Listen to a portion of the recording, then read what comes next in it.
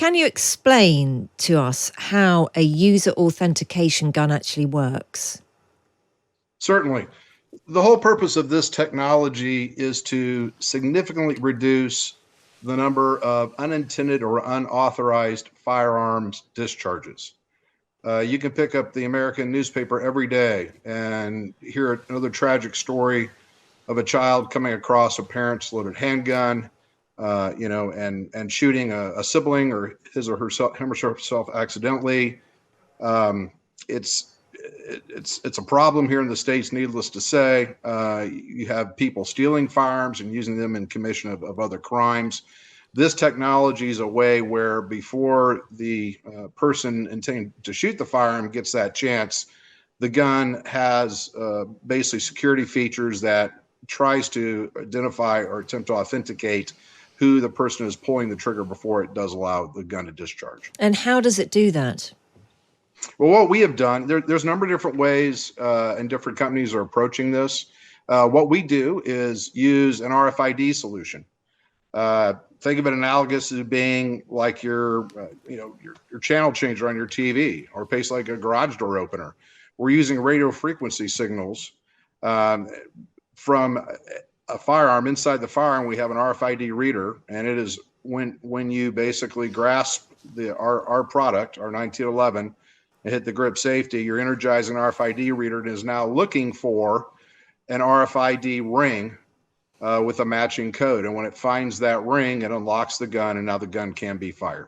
Okay, and how long does it take for it to do that? It's instantaneous. Right. That's the beauty of radio frequency waves. There's no discernible delay. It's under 200 milliseconds. And how close does the ring have to be to the gun?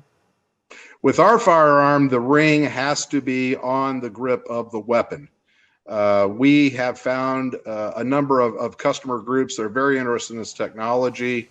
One group that we have already sold this weapon into as a beta, doing a evaluation of that technology, are a number of different law enforcement agencies.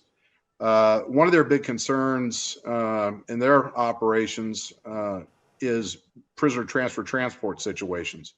And so you have a situation of where if a prisoner, say, would try to grab or wrestle a gun away from the officer, you don't want that gun going off in the middle of a wrestling match. So unless the ring is on the grip of that, and obviously the ring is on the finger of the officer, that gun is not going to discharge.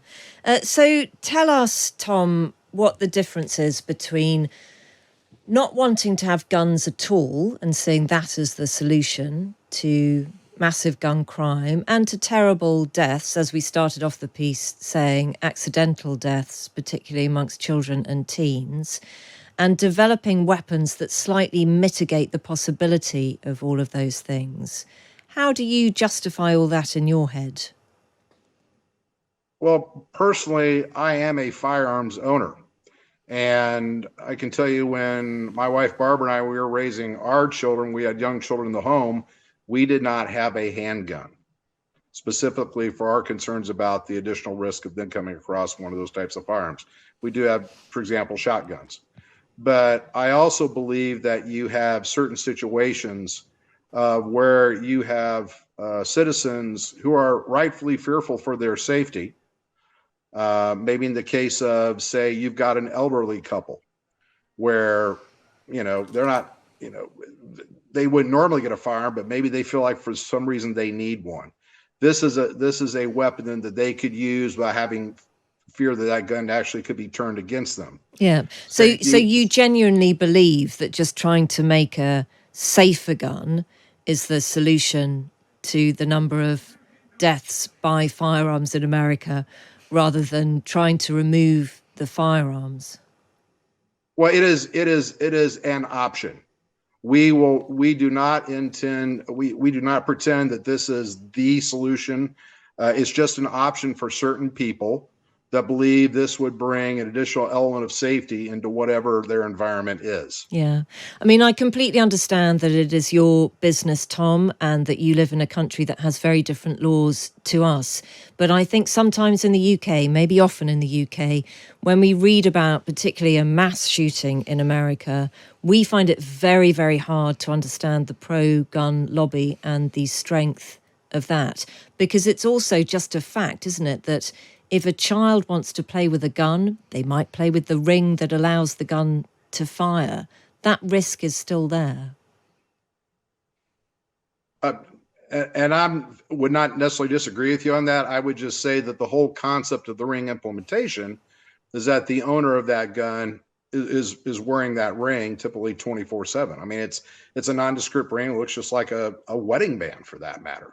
And that's the whole point of the ring implementation is that the owner has literally the keys to the kingdom in his or her hand where a child cannot get at it. Mm.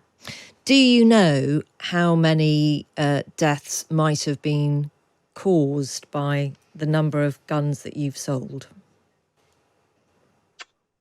So I can tell you right now, we have sold 6 guns to date as far as once again, a law enforcement beta evaluation. So none of them have caused any deaths.